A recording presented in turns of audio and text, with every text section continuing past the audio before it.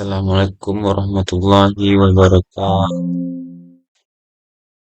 Baiklah, anak-anak Bapak semuanya, bagaimana kabarnya hari ini? Semoga semuanya dalam keadaan baik-baik saja.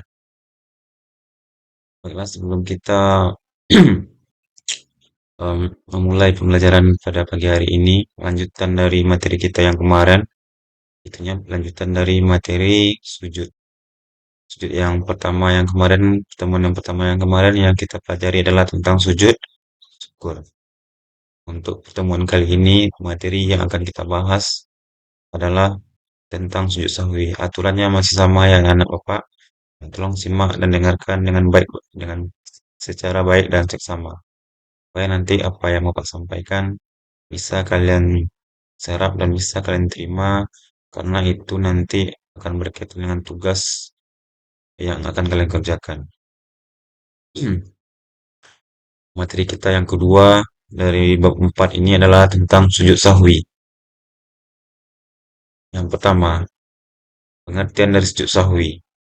Mungkin kalian sudah pernah mendengar apa yang dikatakan atau apa yang sering orang sebut dengan sujud sahwi. Sujud sahwi itu adalah sujud yang dilakukan oleh seorang muslim karena dia lupa ataupun terlewat dalam melaksanakan sholat. Baik itu lupa rakaat ataupun dia terlewat dalam melaksanakan rukun-rukunnya. Yang berikutnya, pembahasan yang berikutnya adalah mengenai dasar hukum dalam melaksanakan sujud sahwi. Dasar hukum melaksanakan sujud sahwi itu terdapat dalam Al-Quran dan hadis. Hal ini menunjukkan bahwa sujud sahwi memiliki landasan yang sangat kuat dalam ajaran Islam. Itunya sujud sahwi hukumnya adalah sunnah muakkad. Dalil nakli sujud sahwi. Sebagaimana yang kita bahas pada slide sebelumnya, dalil nakli sujud sahwi itu bersumber dari teks Al-Quran dan hadis Nabi. Yang terkait sujud sahwi adalah perintah melakukan sujud ketika kita lupa ataupun ragu-ragu ataupun kita terlewat dalam sholat. Yang poin yang berikutnya adalah penyebab ataupun sebab-sebab kita melaksanakan atau melakukan sujud sahwi itu sendiri. Dari pembahasan ini kita akan mengambil 3 yang menjadi poin dari sebab-sebab kita harus ataupun dianjurkan untuk melaksanakan sujud sahwi. Yang pertama lupa. Lupa poin di sini yang terbagi ataupun poinnya adalah yang pertama lupa dalam jumlah rakaat. Yang namanya manusia kita itu sifat yang manusiawi. Yang kedua adalah lupa dalam rukun. Ataupun yang ketiga adalah lupa dalam hal-hal lain dalam salat. Yang kedua, terlewat. Misalnya terlewat kita dalam membaca surah. Ataupun terlewat kita dalam mengerjakan salat. Yang keempat, kita ragu-ragu dengan berapa jumlah rakaat yang telah kita laksanakan. Maka di saat selesai nanti kita dianjurkan untuk melaksanakan sujud sahwi.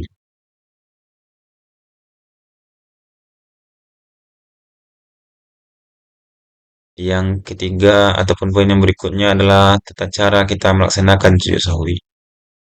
Yang pertama itu setelah kita selesai sholat dan sebelum kita salam, maka kita dianjurkan untuk melaksanakan sujud sahwi kalau kita memenuhi unsur yang 3 tadi. Caranya yang pertama adalah kita kembali berdiri dengan mengucapkan niat dan melaksanakan sujud 2 kali. Tahap yang kedua sama dengan tahap yang pertama, tapi tahap yang kedua ini kita laksanakan dengan menggunakan salam. Poin selanjutnya tahap yang ketiga adalah bacaan yang kita baca ketika melaksanakan sujud sahwi. Bacaan yang kita baca yaitunya Subhanaman la yanamu wa la yashu. Adapun tata cara sujud sahwi ini beberapa ulama ada yang berpendapat itu dilaksanakan setelah salam, ada juga yang berpendapat dilaksanakan sebelum salam. Namun itu kembali lagi kepada keyakinan kita sebagai seorang muslim mana yang lebih kita anut, boleh kita laksanakan di antara yang kedua itu. Kalau kita memenuhi unsur yang tiga tadi. Berikutnya, perbedaan antara sujud sahwi dengan sujud-sujud yang lain. Ataupun perbedaan antara sujud sahwi dengan sujud tilawah dan sujud syukur. Sujud sahwi itu kita lakukan karena lupa atau kita terlewat dalam rakaat sholat.